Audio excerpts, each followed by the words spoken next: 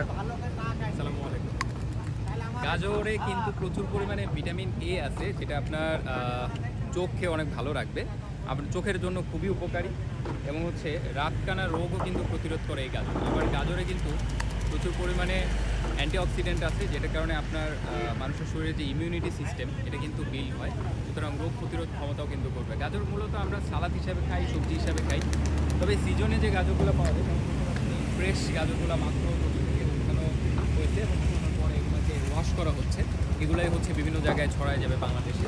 So fresh গাজরগুলো খাওয়ার চেষ্টা করবেন। গাজর কিন্তু আমাদের রক্তের যে খারাপ কোলেস্টেরল সেটাও কিন্তু দূর করে, সুতরাং গাজরে কিন্তু প্রচুর পরিমাণে ফাইবার আছে, এটা কিন্তু আপনার কোষ্ঠকাঠিন্য দূর করবে। সুতরাং আপনি এই সিজনের সময় তো গাজর, এই ফ্রেশ গাজরগুলো অ্যাভেলেবেল পাবেন, এটাও মানে নিয়মিত খেতে পারেন এবং সিজন ছাড়াও কিন্তু সারা বছর সালাদ হিসেবে গাজর খেতে পারেন। আসসালামু আলাইকুম।